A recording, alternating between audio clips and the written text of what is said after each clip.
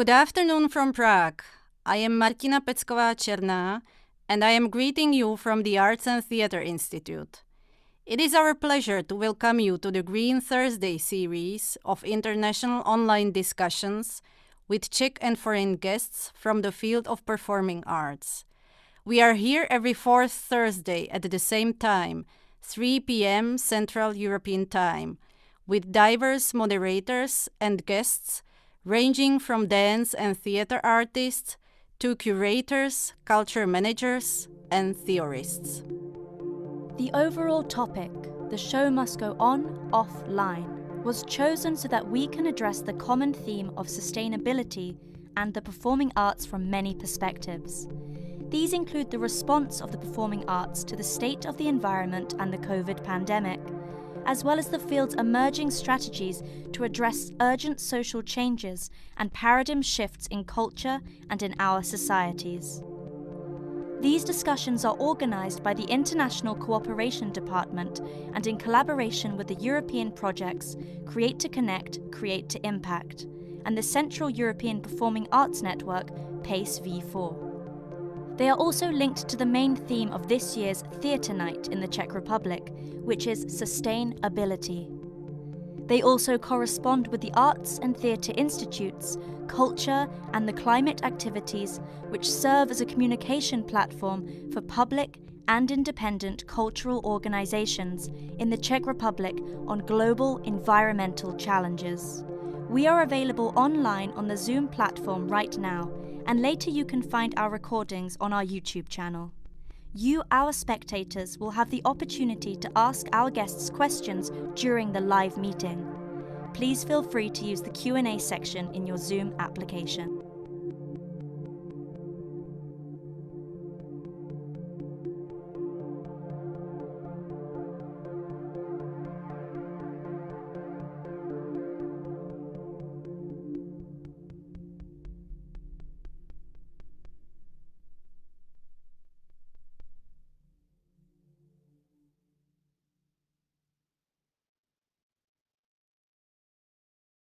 So, good afternoon, ladies and gentlemen, dear panelists, dear attendees. We are back in the new year with our Green Thursdays discussions. And today we will discuss the topic digital audience. The closure of theaters, dance spaces, cultural centers, and public spaces for live art productions during the coronavirus pandemic has resulted in a mass migration of the performing arts to digital platforms. How are spectators reacting to this? What do we know about theater-going audiences of the pre-COVID era? And how have they changed with the relocation of theater, dance, and contemporary circus productions to the online environment? Has this shift brought about a decrease in viewership, or is it a tool for audience development? What data is available on the digital audience? How can we monitor and evaluate the behavior of the digital spectator, and with what ways do these methods differ from the types of marketing analysis carried out in culture organizations under normal circumstances? I am Martina Pecková-Černá from the Arts and Theatre, and together with my guests, we will try to answer at least some of these questions. So my today's guests are Bogna Kietlinska, who represents the Institute of Applied Social Sciences of the University in Warsaw. We have here Michal Lazňovský, the head of the Arts Management Department at the Theatre Faculty, Academy for Performing Arts in Prague. Jonathan Goodacre, responsible for the international work of the Audience Agency in United Kingdom. The Audience Agency helps culture organizations to understand and engage with their audiences. And Jonathan is also pedagogical team member of the European Diploma in Culture Project Management. And last but not least, we have here Achim Müller, the head of research and projects at the Berlin Institute for Culture and Media Industry. So hello, everyone. I'm glad to introduce you and have you here in our discussion. I hope that we will have a bit theoretical session, but also with some practical outcome for our attendees, so that they are better oriented how to engage with their audiences, also in these times, which are really difficult for live arts and especially for theater and dance scene. So we should start maybe with the first topic and get back a little bit to the past. Let's talk a while about the pre-COVID era. So let's get back to the times when theaters and dance venues were opened and they operated under normal conditions. And let's check what kind of data or knowledge do we have about the theater audiences or culture audiences in all the countries which are represented in today's panel. Let's start with the lady. So please, Bogna, could you tell us what do we know about Polish theater audiences? Of course, I need to emphasize that we still have to deal with the lack of nationwide research on theater audience. There are some local studies, such as the study of theater audience in Warsaw, but most of them are not representative. And this gap is also not filled by the Statistic Poland data. I need to say that Statistic Poland is the biggest data institution, national institution in Poland. But this data covers only institutional theaters, and it doesn't cover audience. The most detailed data is provided by the Zbigniew Raszewski Theatre Institute, which regularly publish documentation on the seasons titled Theatre in Poland. Data gathered by the institutes reflects the whole richness of Polish theatrical life, including theaters of every kind, but it doesn't cover audience. So we have to deal with many gaps and many empty white places. However, based on local research, we can assume that it's mainly women who participate in theatrical life, and most of them live in larger cities and have higher education. Visit to the theater is not only an aesthetic experience to them, but also occasion for social encounter. And we also know that women more often than men visit libraries, specialist bookstores, and community centers, and they more willingly use the institutions offered traditionally associated with high culture, such as galleries and museums and theaters. But at the same time, men have higher amounts for their own needs, higher amounts of money for their own needs and pleasures, but they rarely spend it on culture. So this is very general picture. We still have to do researches on the audience because this is the biggest problem that we can't really compare how the digital audience differs from the real one. I mean, I say real, but you know what I mean. And I think this is for now. We have to deal with it somehow. At the beginning of the first lockdown in Poland, I conducted an online survey entitled "Theater in the Times of the Coronavirus Epidemic in Poland," and here it's not representative. Yes, it's also the same problems as normally we have with other studies, but also in my survey, 77% of the respondents were women, mainly between 21 up to 40 years old, and with higher education or semi-higher education, living in Warsaw or in other big cities in Poland. So I think that this is also similar. I mean, the structure of the sample is similar to the general picture of theater audience in Poland. And unfortunately, this is all I can say for now. Thank you. What data do we have here in the Czech Republic, Michal? Can you share with us what do we know about theater audiences? Is it similar, the situation as in Poland, or? Yes, I don't think there's very major differences between the audience in Czech Republic and Poland. It's mostly women, it's mostly higher educated people, and so on and so forth. I don't know about the direct comparison with Poland, but we also conducted some research with some partners, including Jonathan here, on the differences between the audience, and I believe he will present the differences later. But we found mostly the differences between, let's say, the taste or the approach to the theater, rather than many differences in the demographic data about the audience, actually. So in numbers in 2019, which is a data published very lately by our Statistical Institute on Culture, it says that in 2019 we had 205 theaters in the Czech Republic, which is complemented by 178 theater buildings without their own repertoire.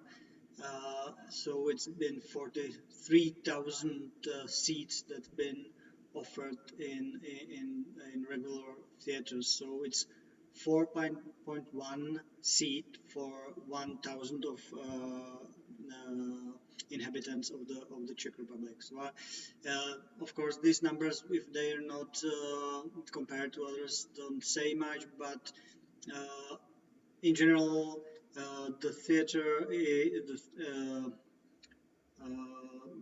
the number of seats and performances in Czech Republic is very high, I think, in comparison with Europe, within Europe, let's say, and the theater network or infrastructure here is pretty strong. Of course, visiting the theaters in numbers might not be that strong, let's say. It's 6,831 visitors in theater per year in 2019. Of course, the numbers for 2020 will be very difficult, will be different, but we might talk about that later on. So that's the first input. Thank you. Achim, how is it in Germany? What do you know about your audiences? Thank you.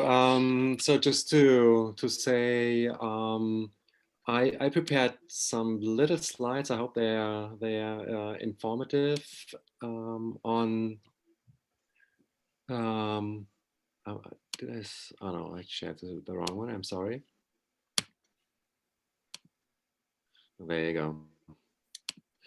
So basically, what one has to say that I think comparing the situation described by Michal and Bogna for Poland and the Czech Republic, and what surely will come up from Jonathan for the UK, I think that Germany constitutes kind of intermediary position, kind of middle position, because we have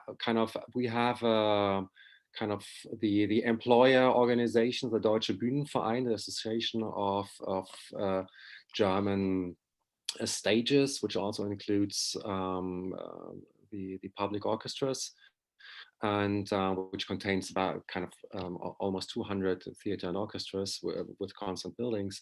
And so from them we have at least the absolute numbers of audiences very precisely yearly published, and also differentiated by genres. But of course, what we don't have is any kind of in-depth data on the structure and motivations of those audiences on a national level. Nevertheless, there is kind of there are first trends towards integrating research from individual theaters. There's an institute that has been founded in Berlin, which is called Institut für kulturelle Teilhabeforschung. They are very international, so they don't have an English title for it yet. So, but they are trying to, they are also carrying out the research in the also Berlin based, but by now already active on a German national level. The initiative Kuhlmann, which here really does collect data from theaters, performing arts houses, and museums, other kinds of cultural organizations, and so try to get them together and compare the between types of organizations, genres, art fields. So there's a tendency towards that. And of course, there's an increasing number of theaters in Germany who are aware of that kind of pressure towards kind of analyzing their audiences, and also doing population surveys. And we've been kind of conducting a few of them. And what we can say, for instance, is that from population surveys that about kind of we have, as you may be aware, in Germany, this it's quite specific type of organizations, city and state theater, holding or presenting quite often between 3 to 5 different genres from opera, musical, drama, theater, ballet, dance, children and youth theater. And so with these large structures, we can we have shown that if they are well run, and most of them in the end are, they throughout the life cycle of the population, they reach about 70% of the population at least once in their life. And this is a share that kind of doesn't share, it seems to not to share so much corresponding to efforts in audience development. What audience development rather changed is kind of the frequency and intent of visits, the intensity of relationship to those houses. We see that drama theater together with musical and comedy stand-up are the most often attended genres of the performing arts, with opera, ballet, dance following up, not so far behind, but with a little difference. Between kind of 40% in a representative research on the population in Berlin had been visiting at least once in the last 12 months, a drama theater, a musical theater, and a comedy or stand-up, and about 30% either opera or ballet or dance theater. And what we also can show, what we did as the Center for Audience Development here at the IKMW, the Institute for Arts and Media Industries, are finding that we did put together the data from by now around 30 visitor surveys that we did, and compared them. Well, and so we, on average, we found out pretty similar patterns as already presented by Bogna and Michal, and probably also from what I know from the UK and other European studies. So we'll come to that later. Similar to what you find. So yeah, that's it's pretty old. It's older than on average, about 78% above 70 years old, 50% above 60-year-old. What we also always do is kind of to compare between different genres. So there are specific patterns for genres.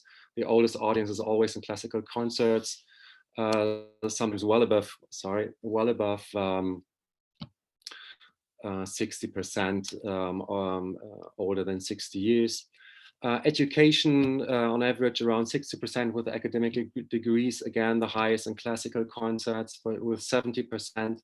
Surprising fact, also perhaps, that the highest degrees of academics also might be found in contemporary drama theater and performance theater. So the residency, about 90% have the residence within 80 kilometers from the location of the house, which means that people can go there to and from within 1 day without having to stay overnight. And opera and musical usually having kind of a slightly larger reach. People are willing to travel further for that than for the other genres. And also, I mean, this we are always talking about when we're talking about audience development and all also digital stage. show visitors with a different, Staatsbürgerschaft, excuse me, I didn't put in. So, which have a different pass at birth is considerably lower than in the average population. So the share there we have is usually around 10%, 12%, even in houses that have quite extensive audience development programs. But of course, one has to keep aware, and then they also have kind of most of their visitors coming from opera very often, which sells out quite often venues of about 1,000, 1,200 seats compared to the usual size of audience development activities. Well, it shows how difficult it is to get these target groups into that program. But this is kind of a little insight of what we know, both nationally and from our research about the audiences in Germany. What about independent companies? Are there some data about them? Do maybe some organizations collect data from these theaters? Not that I know of. I mean, the problem of independent groups is always that they are relying on data from the venues where they play. So very few. I don't know any independent group that collects that in Germany. I mean, the thing is that with the funding regulations in Germany, they don't have to. Mm-hmm. So it's for them, it's nice, and sometimes they use it for evaluation. I did that. I collected for a group that where I evaluated their cooperation with a big state theater. So I did that, but on a constant level now. Yeah, that's interesting that they are not obliged to deliver the data because I think it's different, the situation in our country, isn't it, Michal? Well, it is different on the paper. Yes. Yeah, the Czech statistical findings are obligatory, or the organizations have a duty to submit data on their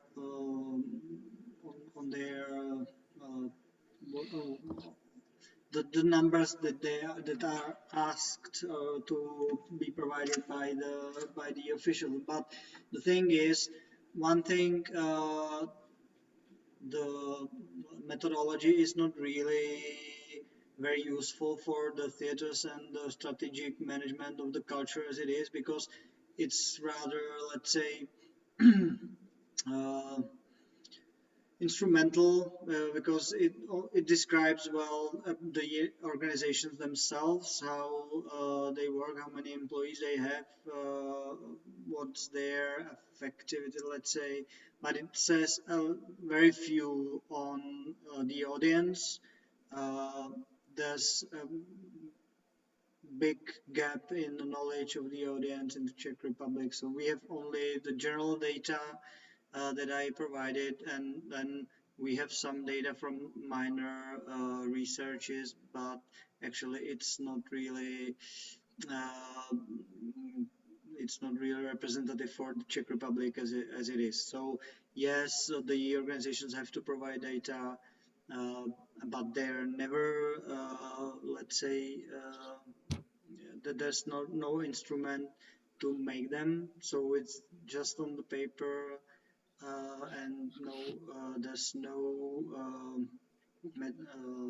no way how to really make them. So the data is not, let's say, verified. We can't really trust the data we get from on the national level, and that's the problem. So we have some data, but nobody really believes it's very representative. Mm-hmm. Achim was... sorry, Achim, yeah? Yeah, perhaps a side remark. I mean, from what we did, as I said, is that we always compare sometimes with the theaters, like we work with down to the level of single performances and look at the audience structure of single or productions rather. So to have a larger number of kind of as a basis for percentages, so we did that. But what we see is that it's not so much kind of a matter of the type of group performing on stage, whether it's the ensemble or a free group. For the audience, from what we see, that's more or less, that it doesn't matter to them. What they want to see is a specific genre, a specific type of production, a specific aesthetics. And so it's rather that is deciding on who comes. And so if you would describe me kind of the aesthetic profile of a free group and where they want to play, then I could at least, I would be so bold as to make at least an estimated guess on what kind of audience they will attract. Bogna, what about the obligation to deliver data in Poland? I mean, it depends on the source of the financing. So if it's national one, for example, money comes from the Ministry of Culture, then they need to write kind of detailed reports. But there is a difference between the fulfilling some indicators and then reality, because in each project we have to show what indicators we want to reach. So sometimes the amount of people, the number of people is not really realistic, and this is the problematic one. So I would never count on this data actually. And it's also, I mean, different projects have different type of reports, and it's also important to say that in general we have problems with financing, for example, NGOs.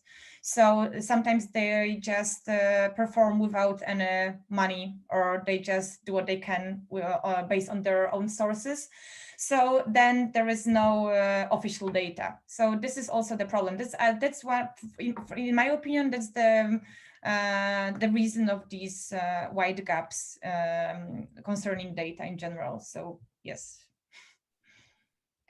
Okay, let's leave now the Central European region and unfortunately also the European Union and have a look how the situation is in the United Kingdom. So Jonathan, could you share some comments with us? Well, actually, funnily enough, what I have is a bit of research on countries outside the UK, and not least the Czech Republic, but also Bulgaria, Austria, Croatia and Finland, because as you mentioned, as Mikhail mentioned, we have been working on a project with a few people in Europe looking at theatre audiences. And I've got a couple of slides to share. But I just wanted, it's interesting because I wanted to pick up on some of those points there, which I think that is worth pointing out, because we are very keen to produce research which is actually useful research for organisations as well. And I think it was quite interesting that what you were just saying, like Mikhail was saying that in the Czech Republic, people have to produce data, but it's kind of for a central resource, it's for the government or something like this. We also have to do that. And that's also what made a strong emphasis on audience data about 10 years ago. But we actually want to work both ways and to help the cultural organisations themselves. And I think that relates to one or two of the points I want to make. So I've got a few things to show here. I don't want to go on forever, but I wanted to connect what we're talking about now with what we're going to talk about in a minute about the situation, the COVID-19, because I think there are some links here. And I think that one of the things that we would argue for is that in order to kind of do good culture, to do good theatre, we need to involve the audience, and we need to understand that audience. And this, for example, is in Bulgaria and Sofia, one of the partners on the ASIT project, in fact. This is from last summer, where they have actually adapted according to the situation of the COVID-19 pandemic. We just quickly go back to this previous slide. One of the things we work on is the evaluation of Galway 2020 European Capital of Culture. And as you can imagine, that has been a nightmare for them, as it has also for Rijeka in Croatia, the other European Capital of Culture. They've both had to adapt really strongly to the situation. I mentioned that this picture on the right-hand side, Savage Beauty by Caricola, was an interesting example, which we can come to later, which is, it was an event which you were supposed to visit in the mountains of Connemara in Ireland. And the COVID pandemic hit just when it was about to happen. But what they did was they used the work that was there. What they actually did was they used a drone to go over the area and do some beautiful filming, which they then put online, which people looked at over a period of time. So there's that reaction. There's the top left-hand corner is quite a few organisations have closed down. This is the Indianapolis Contemporary, which closed down last year. On the bottom left is a theatre in Britain called Yvonne Arnaud Theatre, who've done some very good productions, actually streamed productions. Anyway, we'll come back to a lot of that.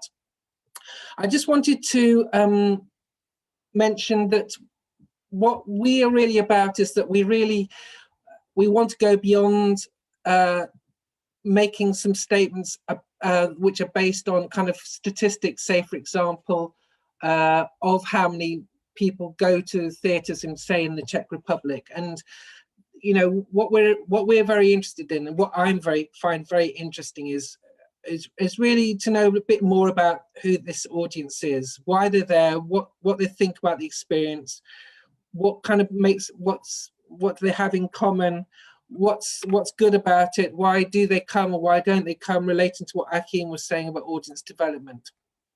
So, you know, we argue a lot for audience research, about knowing rather than guessing. There are obviously various methodologies which can be used. We're not going to talk about those today.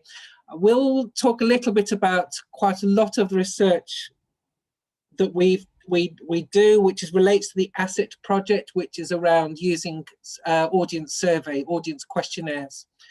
So this is the project that Mikhail and Martina were referring to, co-funded by the Creative Europe programme. By the way, Britain's still allowed to be in the Creative Europe programme for about another couple of years before we get thrown out. When we can't join any new projects, by the way, but that's not the point right now. We'll kick you out sooner if you don't give us the vaccines, you know. Yes, interesting point. Let's not get into that right now. The ASSET project, 20 theatres in 5 cities and 4 countries. 4 theatres in 5 cities. We are looking at researching those audiences. Quite a long and interesting process. It's been going on over 2 or 3 years. It's based, as I said, almost entirely on survey methodology. We can talk about that later, but I mention this because, for example, in the UK, we do a lot of research using data collected, for example, from ticketing. We also do work around online analytics. We also, of course, do qualitative sort of evaluation research as well. But this is based on survey methodology, and it's based on the good old-fashioned idea of asking a sample of the audience what they think about various things, who they are, etc., etc. And as I said, on this project in particular and in general, we're interested to know what motivates people to go to the theatre.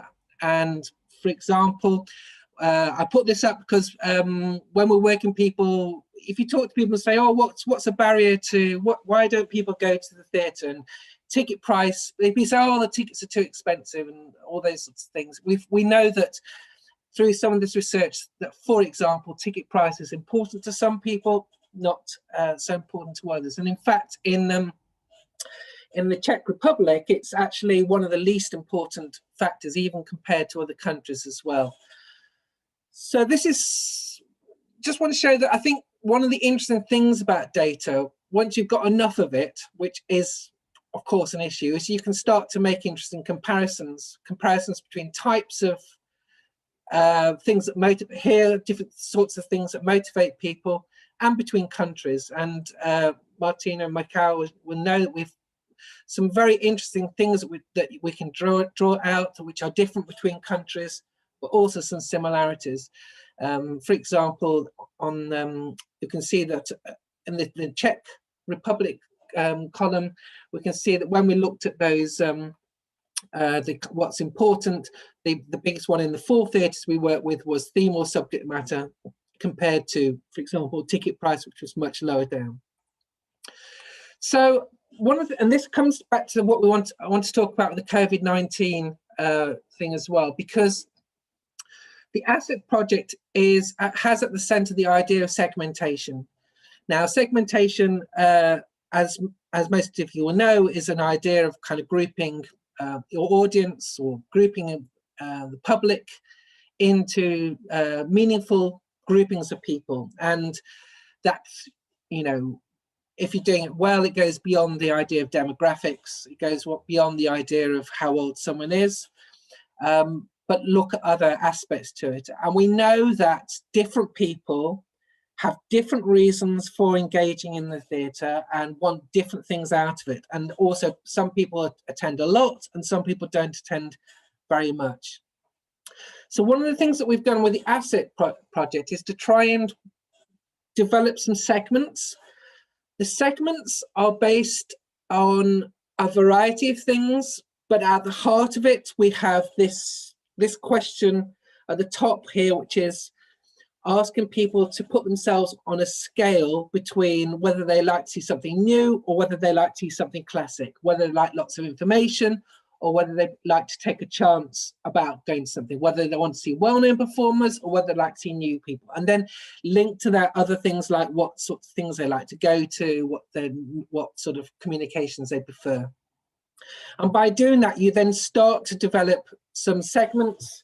This is cutting a very long process very quickly just to show you a couple of slides, but this is how it pans out in terms of segments, because then as you analyze it, you can start to see people grouped together into certain things which is important for them. For example, you got, if I just draw out something that's the discovery segment, 5% overall of theatre audiences in those 5 countries. They are people who like to try something out and they don't necessarily want to know a lot about it beforehand. They will often book at short notice and they will try something out. They're often younger people, often studenty types, but not always. So, and there's a variety of other things which we can go into. And then of course, as I said, once you've got those things, and if you repeat the methodology between countries, you can start to compare things. These are weighted a little bit, so they evens out the differences a little bit. But you can see that in different places there are different things that are important. For example, this thing about star power is a big thing in some countries. The idea, we called it star power. It means the idea that people want to know well-known performers, companies, that sort of thing. But in other places, not very, like in Vienna, in the sample we're working with, not so important. And these are our segments. These we are working this, and Mikhail, of course, will tell you about a conference we're going to be doing later on in the year, which we hope that some of you will attend, where we will describe some of this in more detail. There's also going to be a fantastic book that we're writing at the moment about the whole subject. But these are the segments we basically have come up with, and I don't want to go into those in detail. You don't need to know these, but it's just worth saying that these are segments based very much around preferences for doing things, for the sort of a performance you want to see and the sort of things you look for, and it goes beyond art form and genres. So you might find that, for example, if contemporary knowledge, people in that group are interested in contemporary work across a range of art forms, whether it's, say, it's dance or drama or contemporary circus, say, you know, so that becomes a more meaningful distinction than if they merely like going to opera or something like this. That was then. This is now. We will come back to those subjects in a minute, but I wanted just to kind of put some of those ideas before you right now. Thank you, Jonathan. Thank you for presenting the ESSET project. Before we go to some comparisons among diverse countries, just a question about the UK audiences. Was there something in these interim results of the ESSET project? What surprised you in reference to the data about audiences in your country? I think there are many similarities. I think there are some interesting comparisons. For example, I haven't presented the data here, but in terms of the demographics, in somewhere like the Czech Republic, there's a much younger audience than you would find in Britain. And indeed, I mean, London is a little bit different. It's very strange in the UK because London is like its own country. You know, it's very different from the rest of the UK. So age is different. We know that looking at the data that the age profile of theatre attenders in Britain was much more similar to the Nordic nations, to Finland in particular.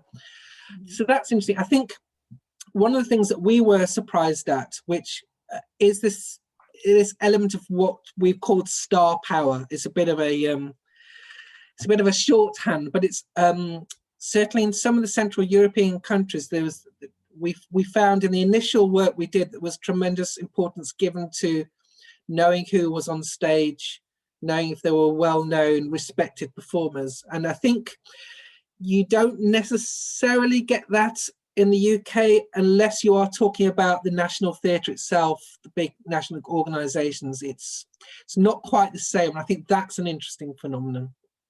Mm-hmm. Thank you. Michal, would you like to add something about the ESSET project? Because it's a project supported from the Creative Europe program, and there are many partners in the project, but the theatre faculty is the leader, the main organizer of this project. So maybe you would like to add something?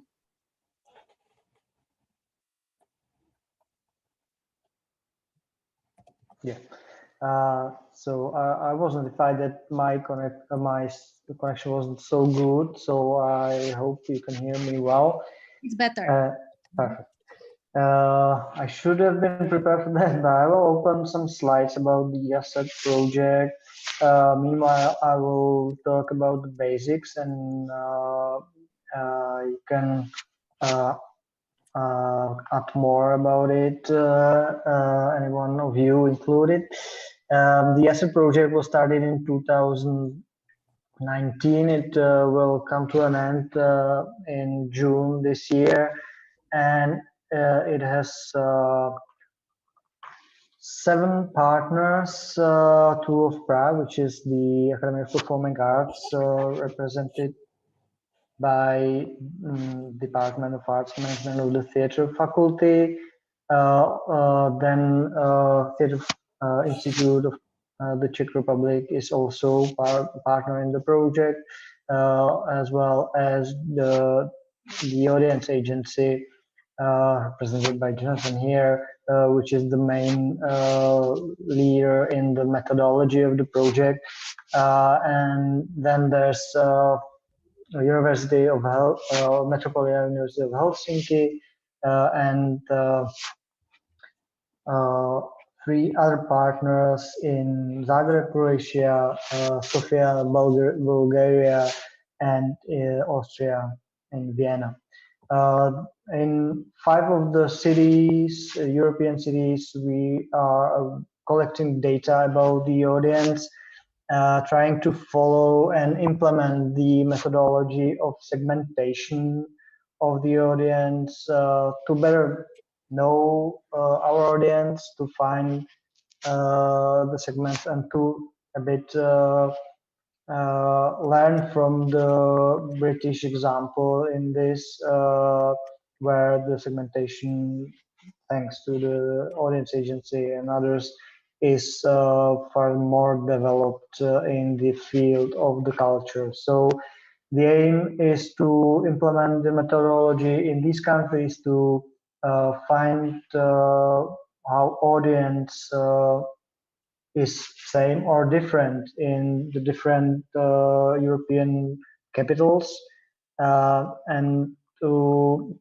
show also the use and usefulness of this approach for the theaters themselves, to be able to first get to know their audience, but also to find new ways how to communicate with them, and how to improve their audience development activities in in the sense that they better focus the activity to the audience they have, or to the or to the people who they think they should be their audience. So we want to show that this is very useful either for the theaters, but for the municipalities, for the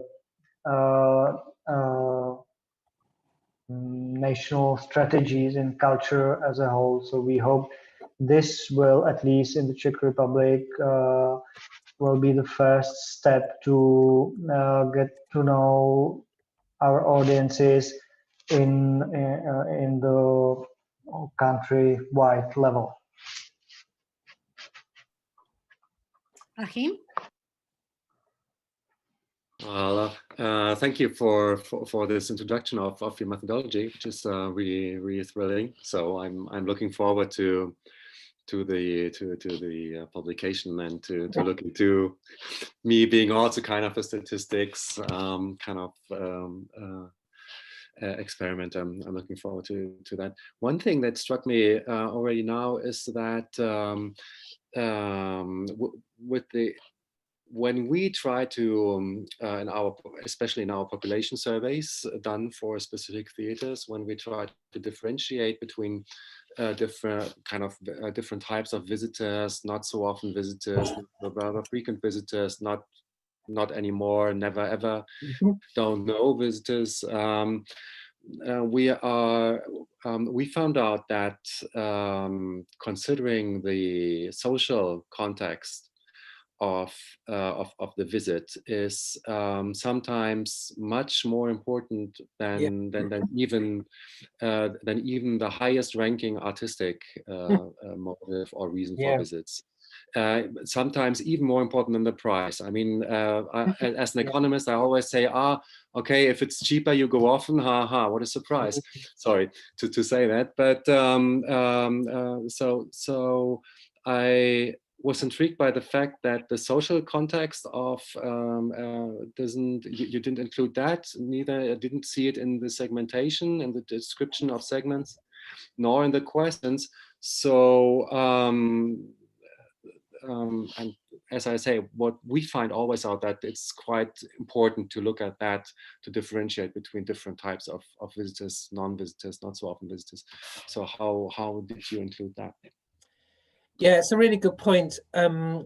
We didn't emphasize it so much in the ASSET methodology, but it's true that we do find that as an important part of people's reasons for going.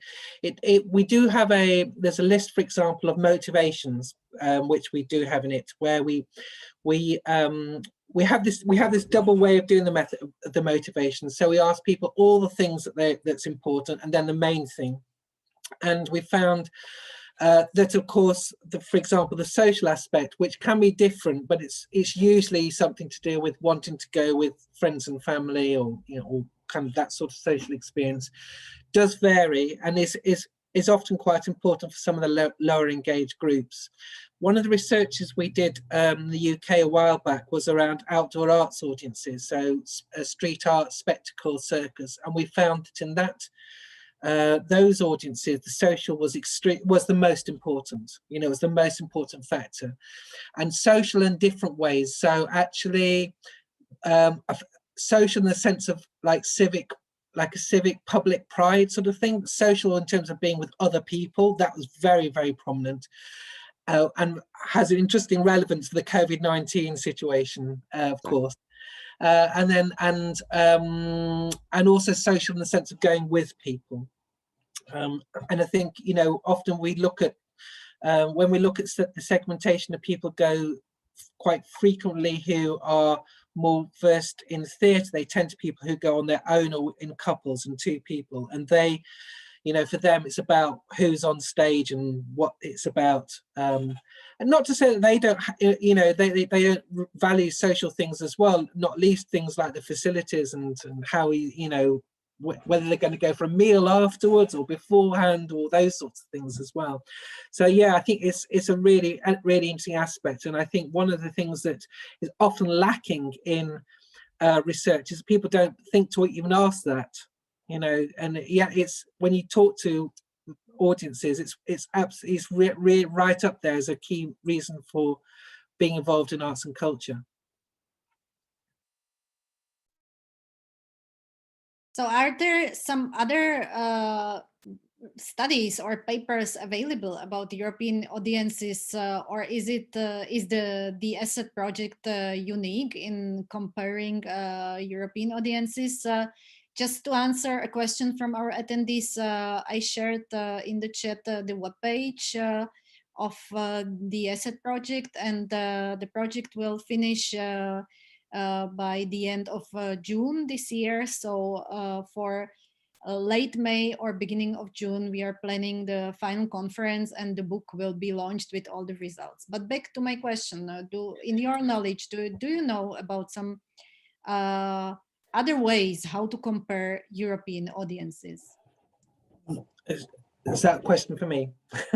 I'm not, there isn't much. You have to be clever and go and find it from different sources. So if you want to go to a very basic level, the actual Eurobarometer work from the European Commission is actually really, I find really interesting and useful. That was my question. How useful is it?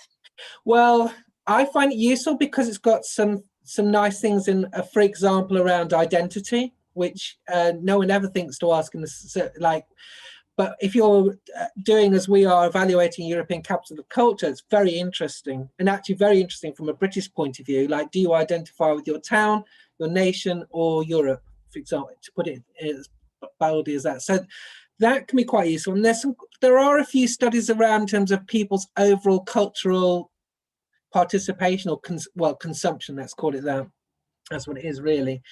But I think what you have to go to is more micro studies. So when people have done a study somewhere for some reason, it's quite, I mean, there's, for example, I don't know if Bogdan's involved in this, but in Warsaw, there's been some interesting studies there where they've tried to segment the public as a whole around culture, and sometimes from a social science point of view rather than a cultural organization point of view. And that's interesting, and actually interesting when you looked at how similar it is to some of the research that we do directly with audiences, which I think resonates in different places. Achim? So a few comments. I mean, I don't know whether we are already in the section about European audience. I think we are. So thank you for this Eurobarometer thing, because the Eurobarometer, they also have these qualitative researches they publish, but they also have this kind of very kind of basic in its methodology. Yeah. The statistics about attendance, they call it participation, but yeah, basically it's attendance to cultural offers. So looking only kind of a very, very simple thing, kind of cinema, they distinguish cinema, live event, and cultural site. Cultural site meaning anything from a monument to an arts museum. And live event, anything from a rock pop concert to experimental contemporary theater. But what always strikes me when I look at that is that it shows you, yes, it shows you cross-country differences. For instance, it shows you that attendance to that, as bleak as the methodology might be, between, for instance, the highest ranking Scandinavian countries, and comes kind of the core European countries like UK, France, Germany, mostly at the same level. And then other countries kind of falling a bit shorter on that. So with this very bleak methodology, they show differences. And what strikes me always is, I mean, especially I would come to that. We've been working as a research partner in the European Theatre Network from 2012 to 17, Theatron, and have published a book from that research. And what strikes me is that these figures there relate so little to what is kind of the common perception of audience development efforts and effectiveness. Especially looking at kind of the declared goal and prescriptions and data collection and audience orientation in the United Kingdom, for instance, and seeing that participation with its very bleak measures stays in the midfield. And with the differences kind of, especially due to kind of the influence of income and education being as high or even higher, for instance, in the UK, with this very simple methodology, whereas countries that have kind of functioning social or social democratically oriented societies, like the Scandinavian countries, ranking better in that. So this very simple, I can only recommend that. I got them in my slides, the source for that. I only can recommend to look into that. This doesn't mean for me, and it's so important for me, I always show it to a lot of theater persons when I say, but the UK and oh man, we are doing so bad, they're doing so good. Yeah. And then I always say, I don't say, okay, no, they're not doing good. I always say, yes, they are doing good. But be aware that whatever you do, how many efforts you may take, the impact on society might be much less than you might expect. So this was a very, very important finding out of these Eurobarometer things.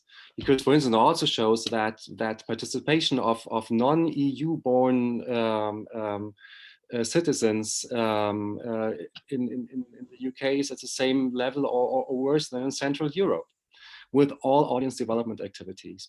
So it's really kind of something that helps to become pragmatic in what you can achieve by everything. Because in the end, there's a very small French book that I absolutely love. It's by Rancière, Jacques Rancière. I don't know whether you know. It's called the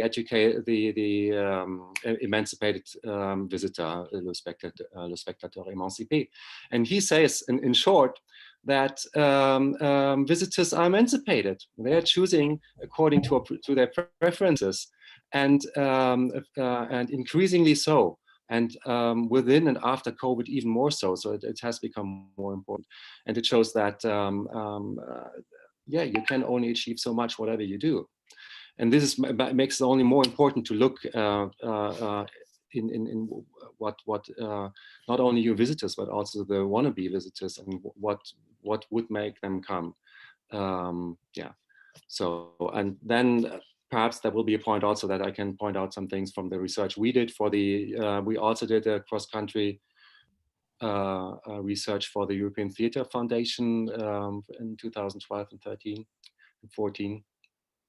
So yeah, we also found out that differences kind of, it's more between genres, more between types of theaters, more between programs, and what you really try to do for your audience, how that relates to their specific needs, than cross-country differences. Very important too, but program, how you communicate, how do you relate to your constituencies. This is what makes you important, what makes you successful in audience development. Thank you for this comment, because maybe to explain also the topic of today's discussion, we are not just lovers of statistics, but we want to see the reason why we are talking and researching the audience, and the importance also for cultural policies and cultural strategies. So thank you for this comment. Achim, do you want to share something from your research you've just mentioned?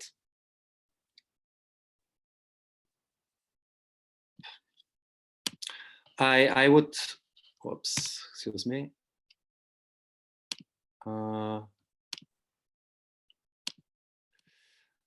I haven't prepared so much, but I can. One thing that I wanted to point out, and this relates to the segmentation.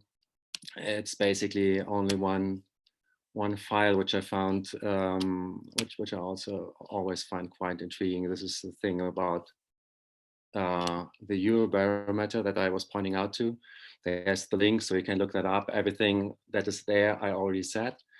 But what always strikes me is this ranking. So what we did in this theater network, we conducted research. It was a theater network with 11 theaters across Europe. One in Prague, ACHA, Divadlo ACHA. There we did also audience survey. So data also corresponds to that, comes from that, and. So we did kind of chose a different, we chose a different approach when it comes to motives. We are asking what people are expecting from their theater visit. And so it's a set of questions that changes sometimes a little bit, but it's a set of more or less 15 to 16 items that we always choose more or less in the same way, and then it gets complemented by a few others which are specific for the given theater. And then we had a ranking which included both the theaters in Theatron and the research we did there, and research we did independently from Theatron and the Center for Audience Development. And what is pretty solid is that there's this group of 5 to 6 highest ranking motives, which is always kind of a very general term, interest in art and culture. So no surprise, and that's highest up. But then second is good entertainment. Third is to experience something live. Fourth is pleasant atmosphere.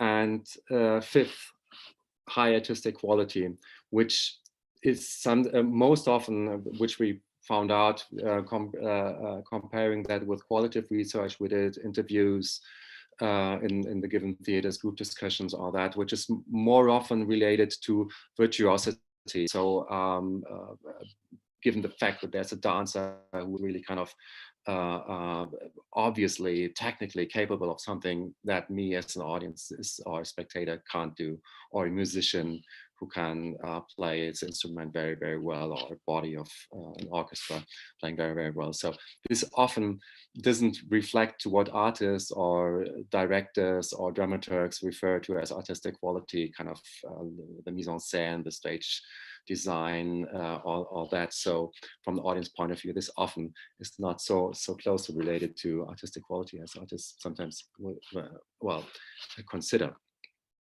And only then afterwards comes new impressions, for instance, which we also have into kind of to get inspired by new impulse, get new impulses, get inspired by new artistic impressions, comes afterwards.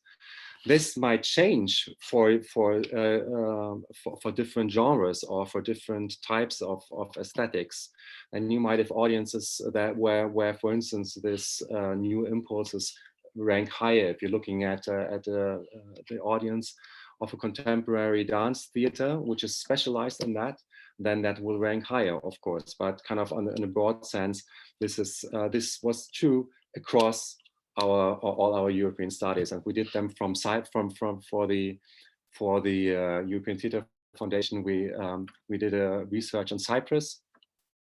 We did it here in Denmark. We did it in Sweden. In Switzerland. So this holds across Europe, and really kind of the difference between countries were less important than between genres. This is why we don't go so much into a cross-country comparison in our results also. And it shows also that this type of motives, which are not at all related to, or not at all, not so much related to what is actually on stage, what is offered, are equally important than the offer itself. It shows, for instance, that the building, the atmosphere of the building, might be as important as the program that you offer. Finding that we also found a show to be hold across theaters and be kind of that relates even to this very old research on the third space, sociologists in the US in the 60s, 70s. So this is not so new, but it has to be reinstated. You know? So just a glimpse that from our point of view, it's really kind of worth to look at the broad set of motives, which include not only artistic experience. Some comments by Michal or Jonathan?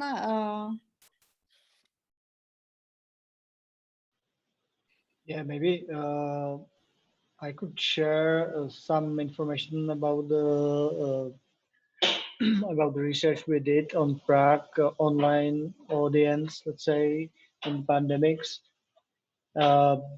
And there's few things that I think there it might be interesting to hear about the motivations of the audience to follow the online culture, let's say. But and maybe if Jonathan wants to reflect or react directly on some of the thoughts I can present it, I will give you the floor. I think it's really interesting. I think my only comment is that that I think it's important for us to remember that those motivations are different for different groups of people. That's one of the key things. There was when we first did the audience finder research in the UK, which is one of the first major pieces of research done in the whole public of cultural attendance in about 2013, there was shock where we found that the top reason for wanting to go to cultural events overall was for entertainment. And people were like, oh my God, but we're not doing entertainment, we're doing art, you know. But I think what you have to understand is how people think about it. I mean, when there's nothing, you know, we spend a lot of time saying there's nothing wrong with entertainment. That doesn't mean it's shallow. Do you know what I mean? I think people get some of these things mixed up a bit. And I think that we need to be comfortable with these things that people think and say. Okay, so let's move now from the research of audiences in pre-COVID times, because also the ESSET research was done partly before COVID-19 pandemic started.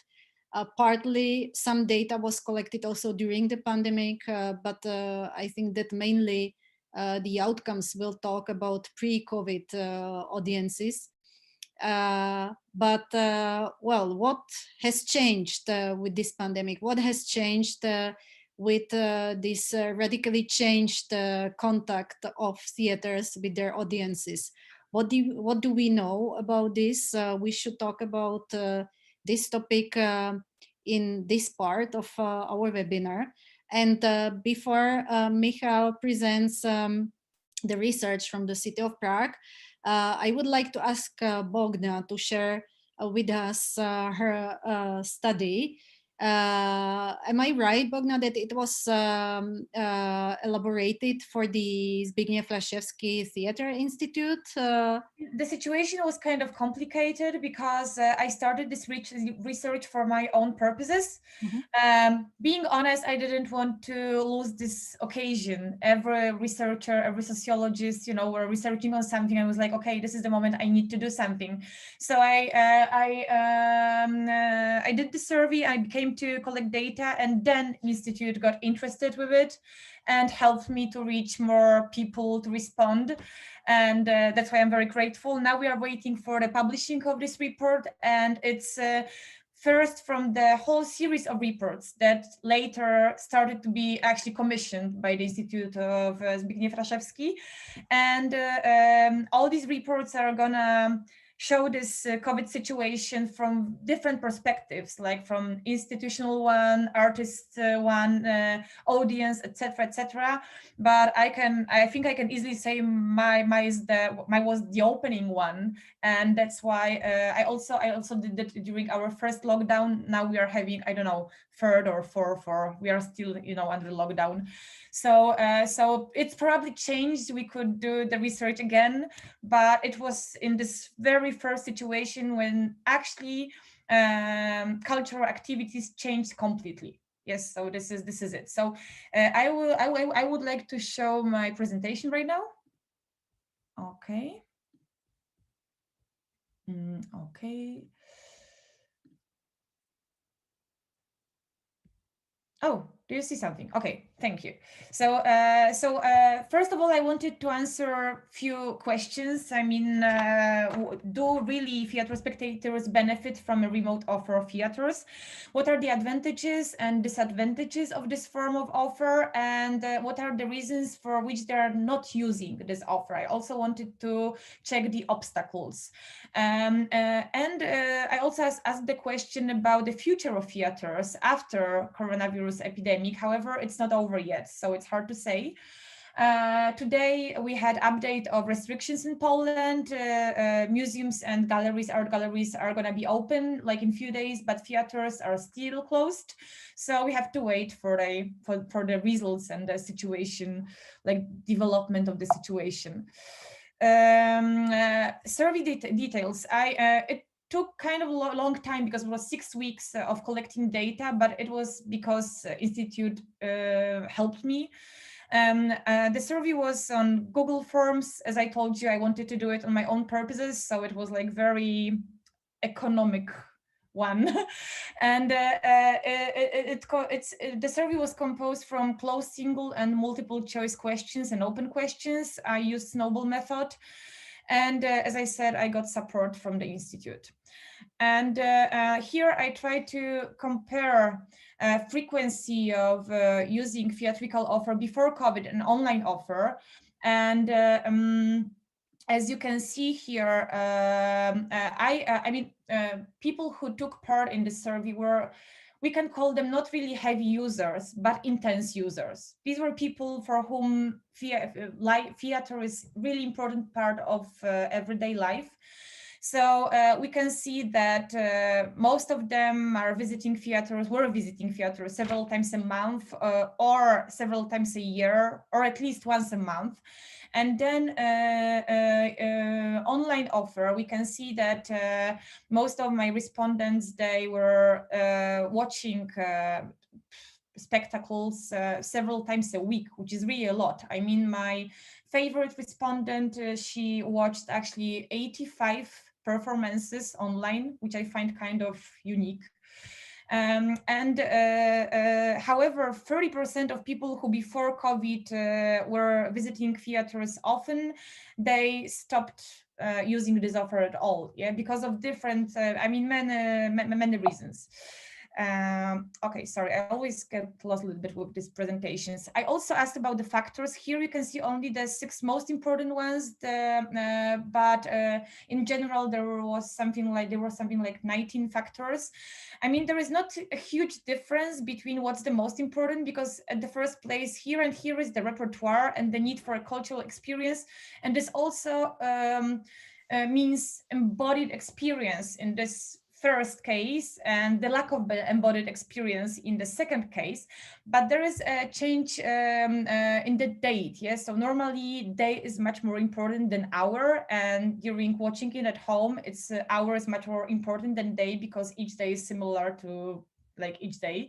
So that's important. And here, of course, the important factor was a price. Here it doesn't exist because especially during our first lockdown, performances were for free. I mean, and they were, it was mostly registrations, not transmissions.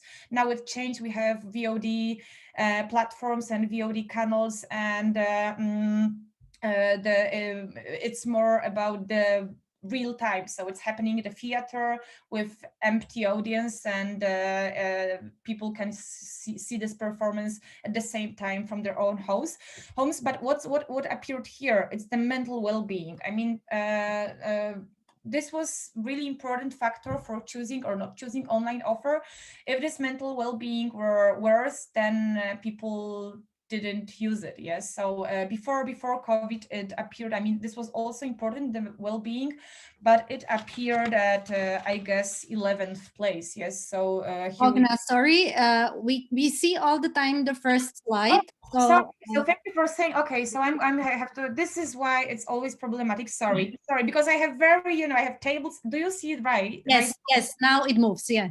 Okay, so I'm gonna. I can't use it for the full screen option because then it stops. It freezes somehow. I don't know why. So sorry. This is what I was talking about. So here you can see all the numbers and all the factors. As you can see, the mental well-being is here. It didn't appear here at all. And the main difference is about the day and the hour. I can also show the slide before. Do you see it right now? Here, the frequency. So yes. Here is the frequency. I'm gonna send my presentation later. So for people who would like to read it more carefully, everything is here. It's also information about with who my respondents were going to theater and with whom they were using online offer. Of course, here in online offer, it's not very surprising that most of them were watching performances alone, but they were also watching it with some with bigger groups, with friends. However, it wasn't very popular. It's only 2%.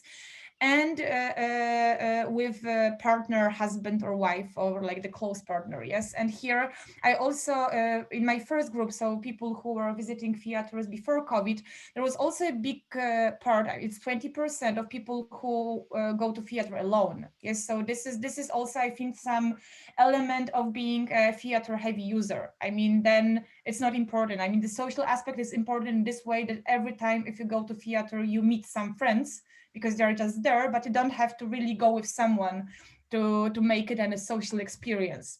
But I also had some introverts, and for them the online offer was the biggest happiness of their lives. I mean, but they didn't have to share this experience with people finally. And I think that this is the aspect of taking part in some cultural experiences at events that we didn't really research before. I mean, especially in Poland, this introvert part. And I find it a very important group of people to whom we can get access right now, because they don't have to be obliged to sit next to someone or to go to theater with a partner because they want us to go there. Yes, so I find it really, really very important and interesting. Okay, so what are advantages and disadvantages of the online offer? First of all, advantages. This is in Poland. I don't think it's only in Poland, but breaking down geographical barriers. So it means that you don't have to go by train or car to other city to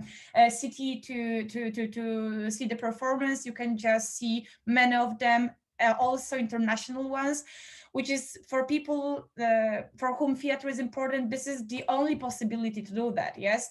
And of course, it's also like you can zoom details. It means that of course, this is also disadvantages because camera, it chooses the perspective of the viewer.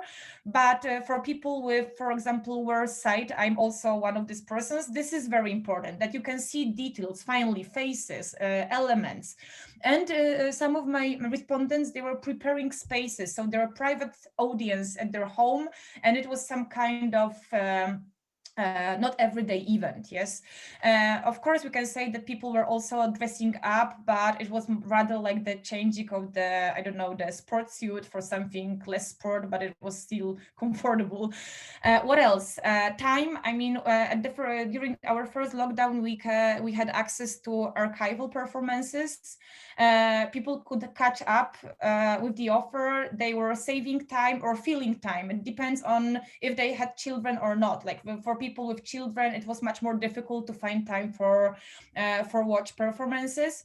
It's also important, of course, it's not possible in real theater. I never would like it to be possible, but respondents, they could manage the viewing process. So this is this factor of agency, that you can make a decision right now. I don't want to watch it right now because I don't like it. I can leave, yeah, even if you can leave virtually.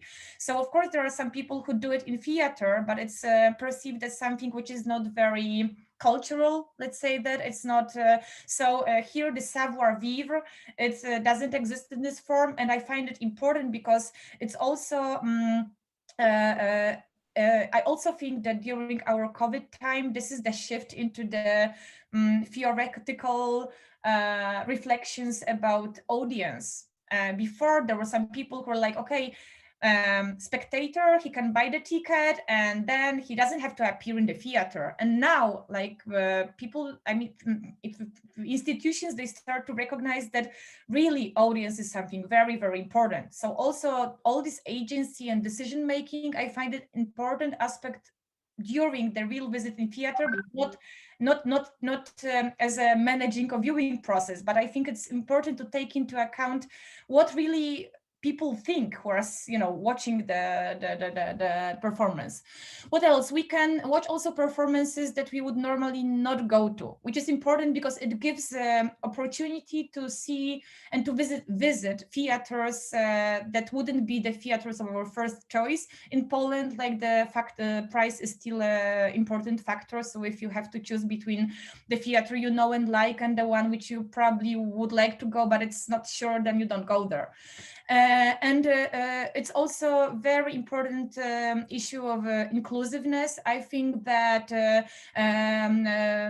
during the COVID time, theater started to implement the slogan accessible culture.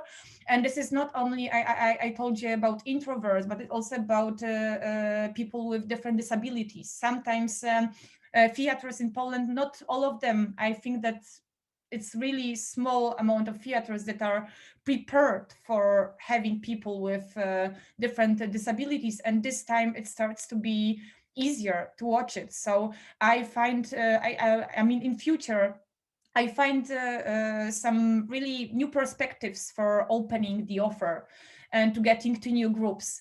And of course, some cognitive values, so some sense of self-development and looking for new forms of expression, using new, I mean, it's not new, I mean, internet is not new, but for some creators, it's still like new language to use and to think of the ways of virtual meetings with spectators.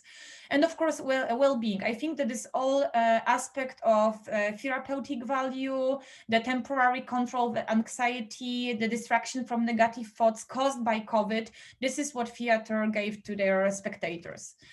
Okay, so disadvantages. Of course, I find it as a sociologist and anthropologist, I find all rituals very important, and here we don't have it. So people, because like if you visit theater, it's not only about being there, it's not only about watching it, but it's also about everything what you do before you go there. So all these preparations with your clothes, body, friends, drinking wine with friends, eating something, talking about it. This is this exit ritual, some kind of a rite de passage, but here we don't have it. Yes, what can you do? You can just leave from one room to another if you have 2 rooms. Yes, so this is it.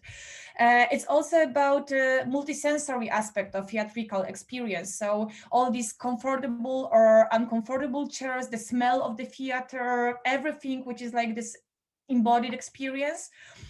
We call the next thing is na żywość. We call it this way in Polish. It's liveness, yes, like some, or liveness probably. It's that it's recreation instead of experience. That it's not real. It's not, you know, it's not living.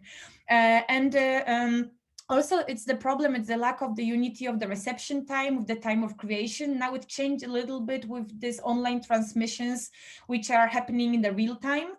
And as I said, especially at the beginning, because now it changed, we have some performances produced on Zoom, and they are happening in the real time on Zoom. For example, it's the enter full screen of Wojtek Ziemilski. It's also for English-speaking spectators. So this is using Zoom, but as I think it was the first performance, and it didn't happen during our first lockdown. It happened probably during holiday break.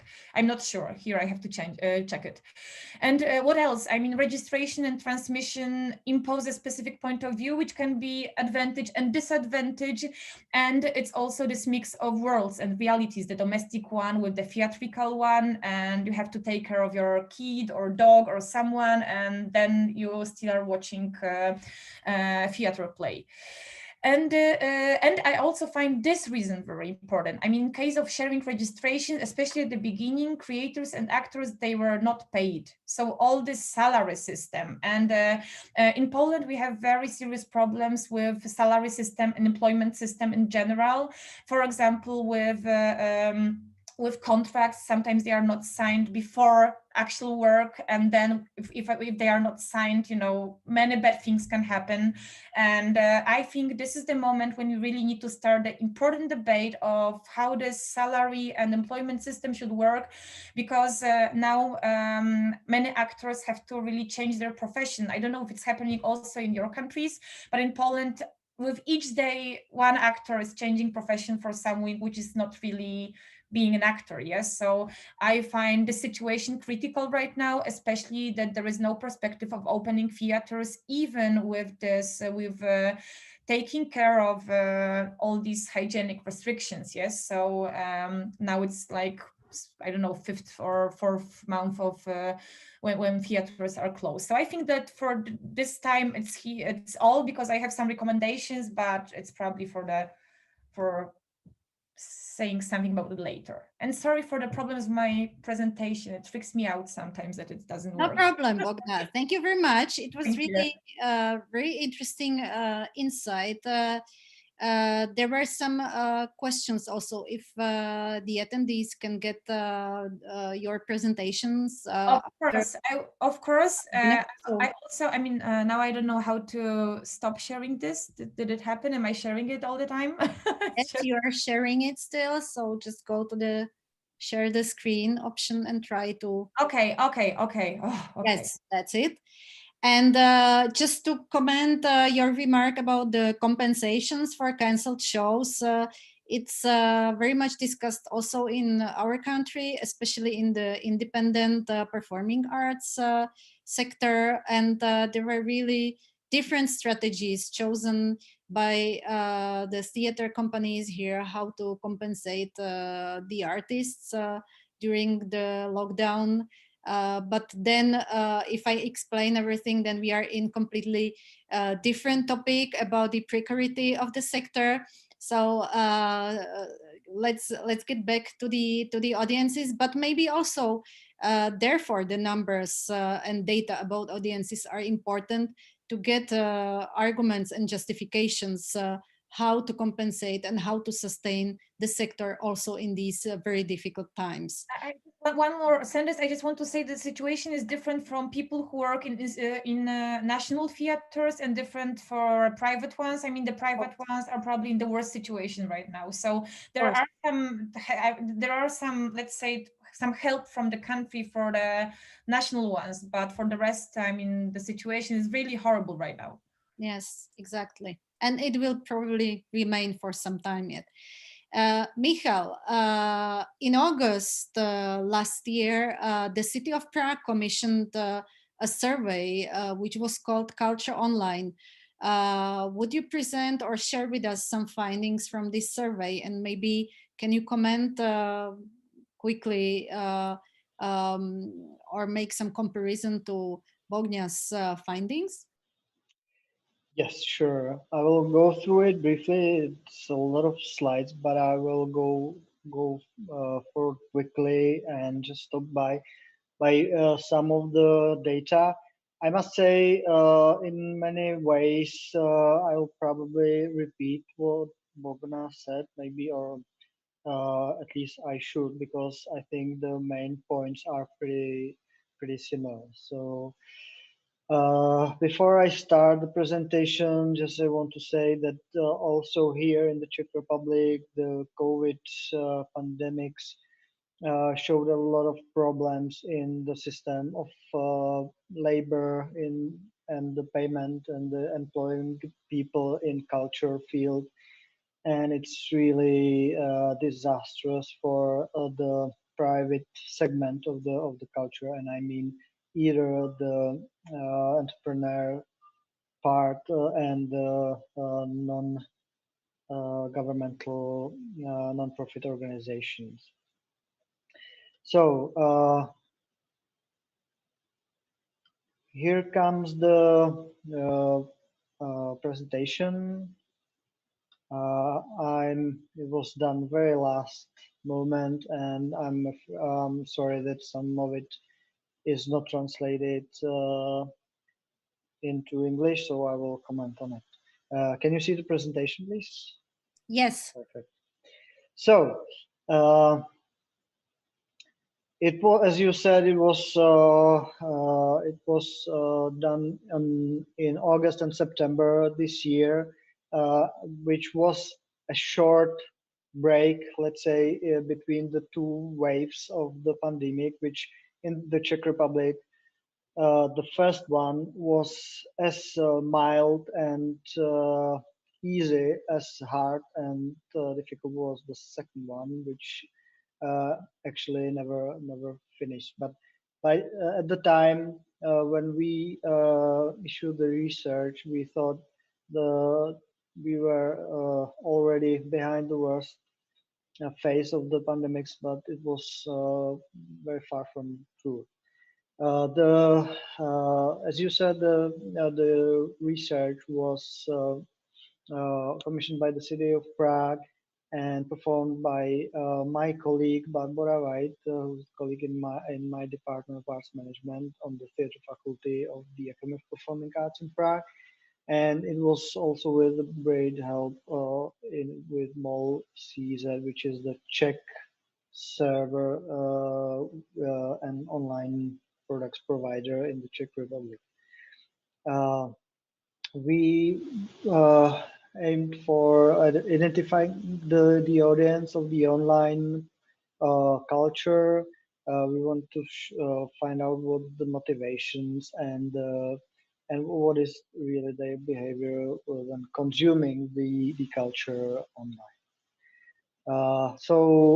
Barbara, my colleague, she prepared the methodology, and we used the online questionnaire with over 30 questions to be distributed mainly by the MOL, CZ, and other operators, as well as Prague City Hall and our university itself. We got 528 responses in 4 weeks, which was mainly Prague residents, which is actually what we aimed for. Quite similarly to offline culture, we got almost 60% of women participating. So in this sense, I think it's representative and comparable to cultural consumption offline as well.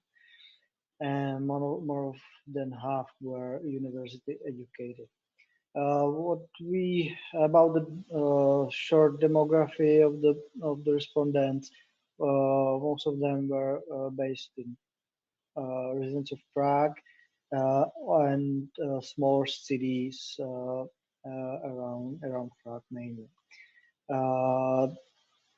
More women participated than men, which, as I said, is usual in cultural consumption. The age is quite diverse. We had 34% of people from 20 to 30, bit less from 30 to 40, and again 34% for 40 to 50, and the rest you can see. So it was quite, let's say, consistent. Most of the, let's say, half of them, of the respondents were university educated. Most of them were had high school education. This is the salaries. Again, I think what we can say, the audience of the online cultural products is pretty diverse. There's no specific group that would really be dominant in this. We were trying also to find out to have a comparison to our asset findings in the asset research about the taste of the audience, and we found out that the audience that we gained was pretty diverse again. So most of the people don't have really a preference between the new experimental arts and the classical forms. This question asked about the necessity for the people to know as much as they can about the product before they consume it. So here you see that a bit slightly more people prefer to know, to get the information beforehand rather than just give it a chance and risk what comes out. This is kind of this graph shows the proportion between the people who prefer the well-known artists, let's say, in theaters or in the online programs.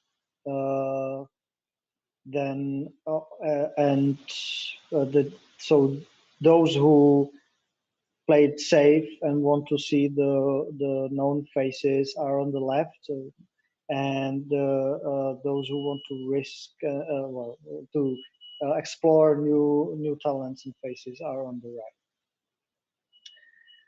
right. This graph shows what are the usual preferences of art forms for the respondents. So most of them, and that's what we aim for, is the theater audience. So the drama theater is number one. 70% of the respondents do prefer the drama between as one of the preferred genres, let's say. Then it's movie and audiovisual art,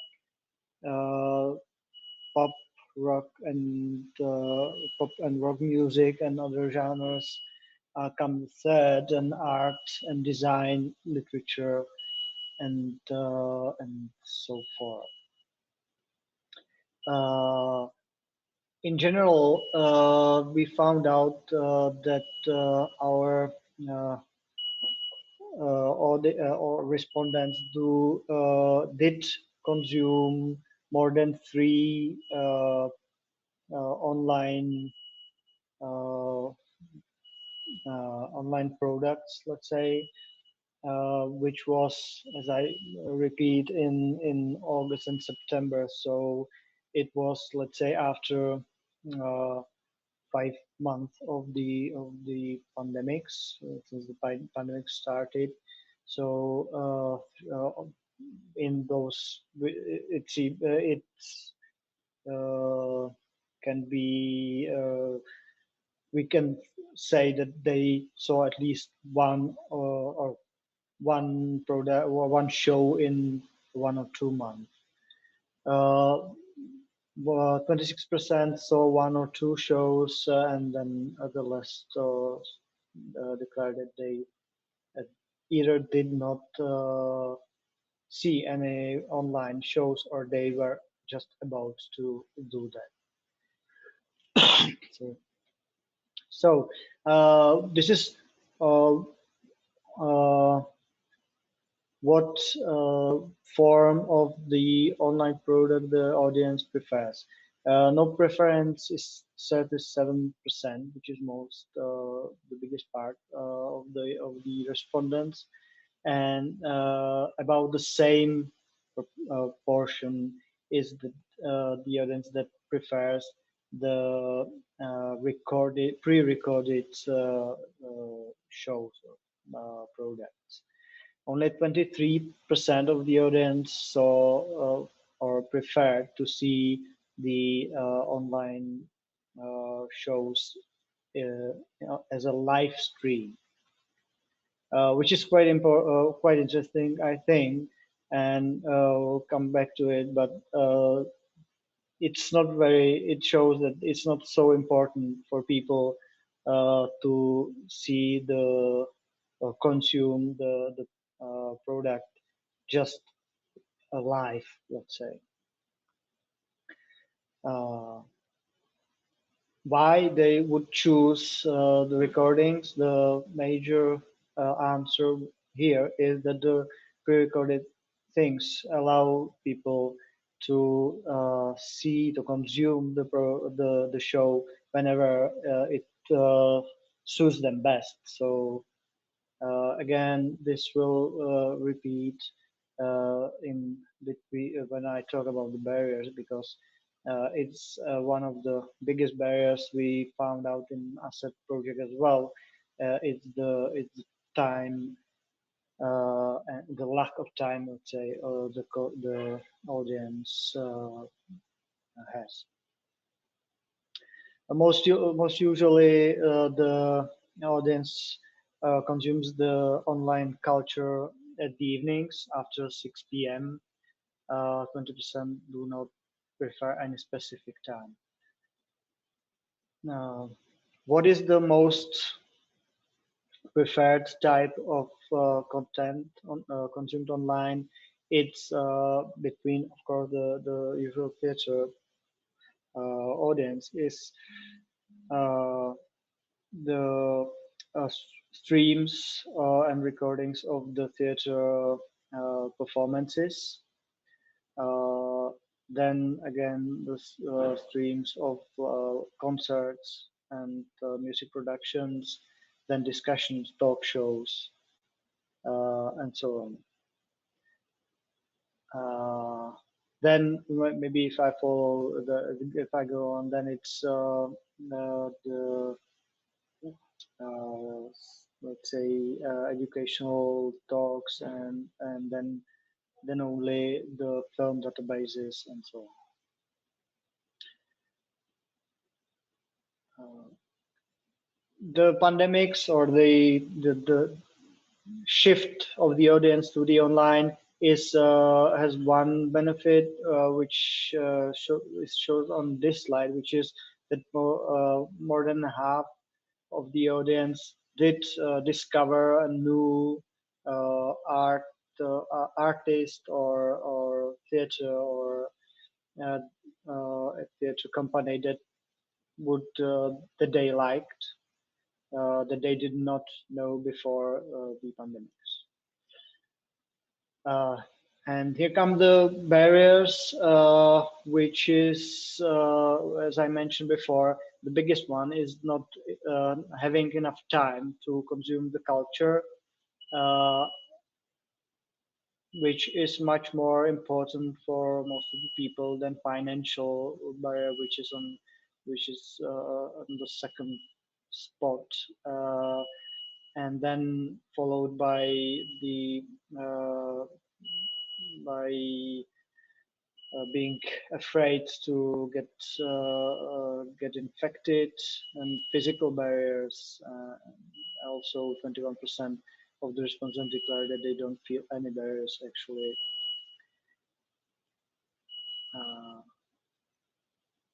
And this is the advantages, which probably would be kind of similar, in other words, with what Bogna presented. So the most important three are losing the feeling of the spot, let's say, of the venue, and the full experience of the visit of the cultural event. The loss of the contact with the artist, which was mentioned also, and also what 37% of respondents declared as a issue in following the culture online. It's not a very good technical level of the recording or the stream, which is caused by theaters often presenting the recordings of their shows, which were not previously intended to be shown to the public, or rather some technical records and so on. 28% declared that they lack the possibility to share the moment with any company, again, which is something I will come back to. And what we found out that for 81%, there's no technical barriers, that most of the Czech homes have sufficient technical equipment. What information channels do respondents use to find information about the culture online? It's mainly social networks, the profiles of the organizations, followed by the profiles of their friends, the websites, and only then the cultural servers and websites, and social the profiles on social networks of the cultural media and general media as well. And so what is the motivation or reasons to look for the culture online? It's mainly, as Jonathan pointed out earlier, it's fun. They want to be amused in the first place, and also they want to relax, which is 55% of the responses, but they also want to be educated in 47%. They want to actively fulfill their free time, and 35% declare they want to be intellectually stimulated, and 29% declared they want to be they look for the aesthetical experience, and then it's followed by professional interest and just being curious about the new interactive type of experience.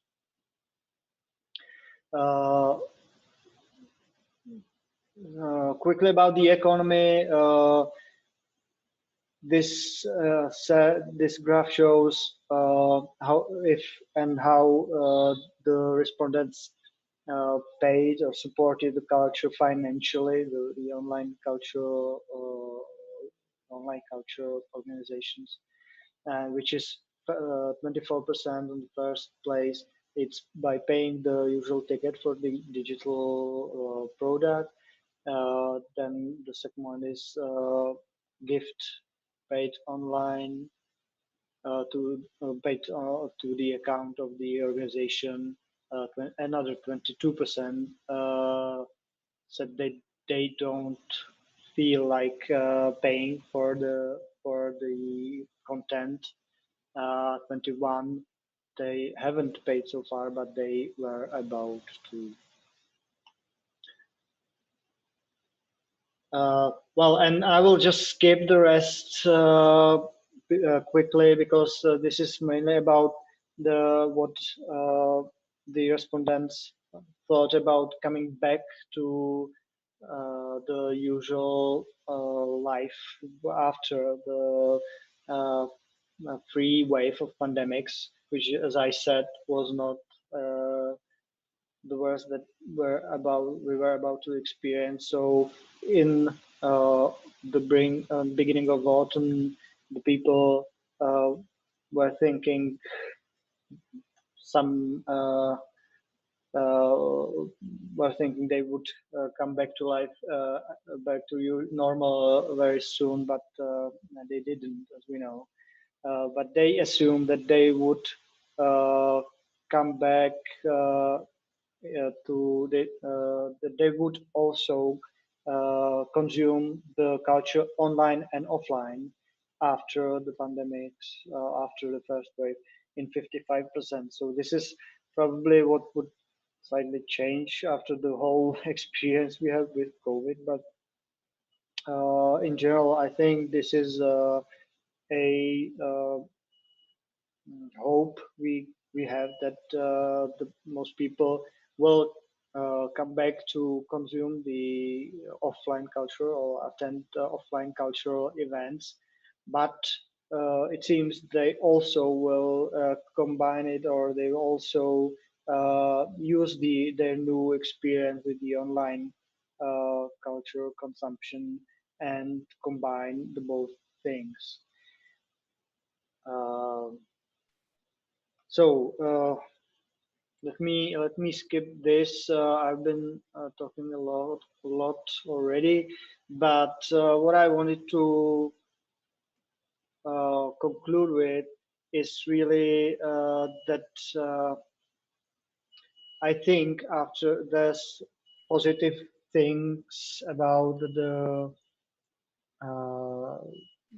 our online experience, not about the virus itself, but as Bogna also mentioned, it gives us opportunity to bring new audiences to theaters. It also gives opportunity for new audiences to participate in culture, whether they're people who are not feeling well between a lot of big crowded places, and between in the crowd of people. Either they're old, either they're sick, either they're somehow they have any kind of barriers that make them not to come to theaters personally, but still want to consume the culture. So I think for the theaters and arts organizations,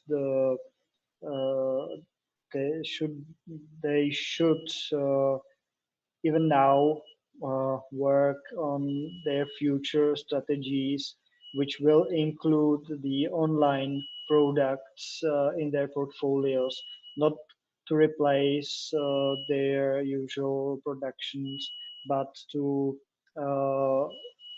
help them communicate with the audience, find new audience, and help the audience to overcome the barriers they can't overcome without the digital form of arts.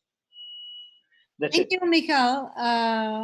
Thank you for these results. So now maybe I ask Achim and Jonathan if you have some data from your countries about online audiences, and if they are the same, the findings are the same on and observations, or if there are some very different results or topics which are followed in the surveys. Achim. Yes, thank you. Just to say, we don't have any survey yet to present, but what we are currently doing is that we have at the moment only qualitative, but coming up the quantitative part, research asking different actors of the theater scene, theater world on their experience, how they were impacted and how they chose both analog and digital strategies and measures to react to that. And I will skip the analog part, although that is also interesting as a lookout, because I don't know what about you, but we found that even the 20% of seats that were offered more or less in this in between the two waves, they were in about 50% of the theaters we talked to, they were in sold out. So the audiences were so insecure about the situation that they didn't come, and that it was really reduced kind of to the core of the audiences who really came. So that also as a lookout. But really kind of what we were also looking into was, of course, streaming. I mean, in Germany, with the theaters we were talking to, there was a common sense that streaming, there was kind of second best to what was actually going on. But a few things also as a comment or question to Michael.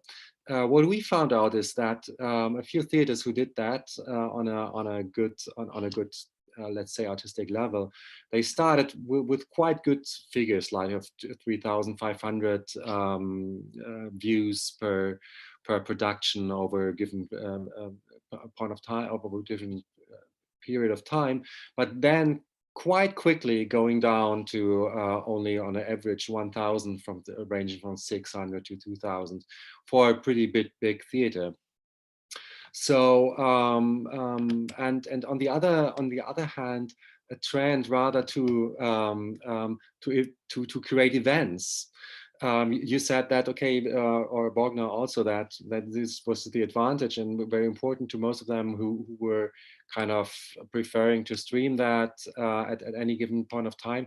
We found out that it was equally important for this success, the first successes to be reproduced, to create events out of the productions coming out. Sometimes even as there's one big thing, kind of that the Deutsche Theater did. They did the premiere of a pre-premiere of the Zauberberg, which was really well. They hired a camera team and a dramaturg for doing the live audio and video sequencing. And that went a bit viral with really getting 15,000 views almost. But in general, and this is also coming to the most important last point you said, kind of that from most experience we heard about was that it was more or less attracting the same audience, the same type of audience, than the usual theater production would be. One responsible for digital Sparte, a digital genre, digital department in a large state theater told me, well, you have to be aware that, of course, no matter how which channel you choose, but you will in the first place reach your common audience, because they are aware of that offer and they will choose, unless you really go into different communities. So in Germany, there are now experiments by streaming, not only on the pages, but also by Twitch, for instance. So really tapping into gaming communities or programmer communities. So really going into different social kind of contexts. And that is really kind of the way where you can break down. On the other hand, there's this, of course, this further regional reach, and this is what we really found out, that kind of for festivals and conferences, there's this possibility to stream, also combined with the possibility to have some 2D or 3D or VR even surrounding to embed it. This is a really large surplus. So, for instance, the famous Theatertreffen in Berlin really already in the first run really had largely increased viewer and participant rates, obviously.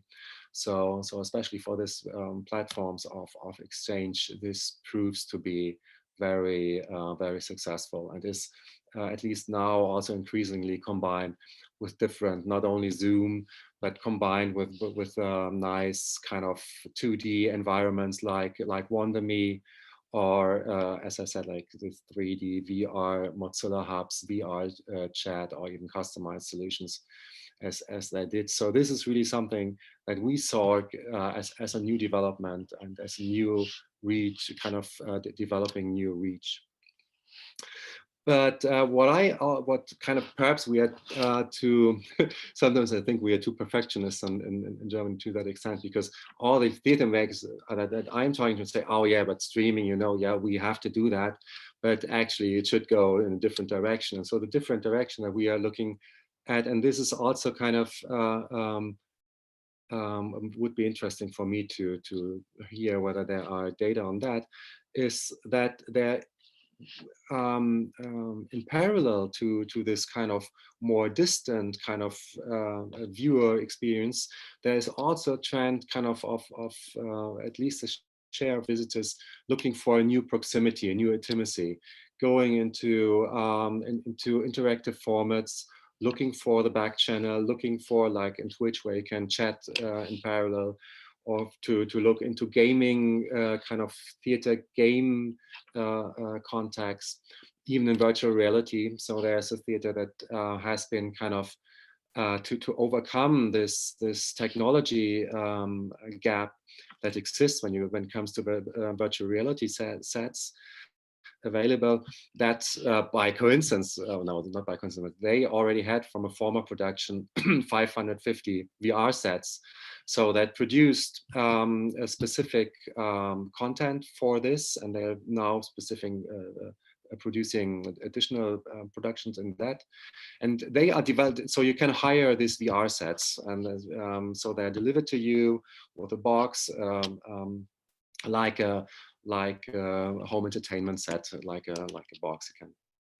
It was at some point also done by Pizza Delivery, very funny. So they use this thing also as an audience development measure, so to get this immersive experience across. So we see this also as a development. It would be very interesting.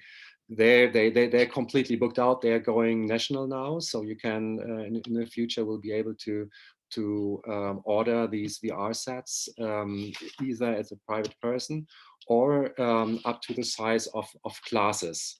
So that as a school class, you could hire you can rent 25, 30 VR sets and watch this theater online. So they don't have, until now, they only have figures on the, excuse me, on the usage, which basically says they can't cover the demand that there is.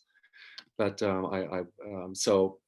we don't have statistics, but we know that these are developments that work. Yeah, I think this is not so important, but I think these were the things, the trends. There's a return of the good old audio walk, the augmented reality type. So this were every theater that we were talking to who did this. And who did this well, they're having large successes with that, which also goes parallel to the fact that the most successful theaters doing analog programming, they re-established their audience basis, not the least by doing full-scale open air performances. So this goes perhaps hand in hand to have this kind of, yeah. And on the other hand, of course, what we also see, kind of outreach, education, video tutorials, podcasts, video channels, they are blooming. I see that also. I've been following. I'm dancing, so I've had the great pleasure to dance to video tutorials of Sadler's Waltz in London. Incredible, and I saw the click rates there. They are really amazing. So also going on kind of what theaters can do, and not everyone can perform. Well, everyone can perform, perhaps also this online service, but really have a close look at your click rates compared with other people, and perhaps then start, okay, if there's something interesting, go into a qualitative way. These were kind of qualitative discussions, focus groups, some interviews, very easy and hands-on. But these were kind of some of the trends, some of the findings that we had from this kind of more supply side oriented experiences. Thank you. Interesting if this will be the same also when the audiences will get back to the venues. All these platforms and tools. Jonathan, how about UK? Is there some data about online audiences, or do you have some recommendations also how to research? We have quite a lot, but I'm a little bit mindful of time. I don't want. Yeah. Don't want to, I think we can make maybe 6-7 minutes more. Okay, I'll just show a couple of slides which I think are relevant, and maybe afterwards we can share the. I've got a few more PowerPoints and that sort of thing. But it's interesting, just following on from what Hakim was just saying about those audiences. One of the other things that we found that's interesting is a new international audience for some theatres. So one of the things that it's kind of, in a way, it's so obvious, but it's been missed, the fact that when you go online, you can have a global audience. So some of the organisations we've been working with in Galway, European Capital of Culture in Ireland, they've completely locked down, and there was the whole European Capital of Culture thing has got a lot to do with going to the place and going to the restaurants and spending money there and all that sort of thing. And of course, that just hasn't been able to happen. But what has happened is, because they've moved a lot of their work online, the cultural partners, they've suddenly found an audience in America or Australia or, in Europe, where there were, those people would not normally be able to go to Ireland. So I think that's an interesting thing that's yet to be seen. I'll just show you a couple of slides here because one of the things we've been working on that's a bit different from other people is we've been doing this thing called the Participation Monitor, which is different from others in that it's about the overall population in the UK. It's not just people who go to theatre. We spent about 6 months lobbying to get the money for this, and eventually we got it in October, and we've done it in collaboration with Centre for Cultural Value at the University of Leeds and these two other organisations. I mention it because it's quite interesting, because it gives you, what we've been able to do is ask other questions about the population. So they're panel surveys, specially recruited, so they might or might not have been to the theatre, for example. And you see that some of these things are really important. It goes back to a really key point, I think, which is that COVID-19 here has had big impacts, but it's varied. Have a look at this time and money. So 47% of the people in the population say they have more time to spare than before, 12% saying they have less time, 23% have more money. There's a certain section of the population who were spending money on disposable income, like going on holiday, who are not spending that money, and they are accumulating money. But on the other hand, lots of people have lost their jobs, have less money. There are some interesting contexts around that. I'm going to skate over this, but one of the things we did have a look at is how things have changed before lockdown and after lockdown. And you can see that something like, this survey was done October, November 2020, and we asked people about their experience since March 2020. Actually, let me just quickly go back to that previous slide, because there's an interesting phenomenon here, which is that some activities, this is not necessarily cultural, have increased. So people going on a walk or cycle for leisure has gone up from 39% of the population to 75%. You've got people doing more DIY, that's in British terms, that's doing home improvements and that sort of thing. Gardening, gone up. So, it's worth remembering that how people's habits have changed a bit. I'm not quite sure what that means, but let's remember that. These are arts activities. Look at those things like what we've got here: play, drama, musical.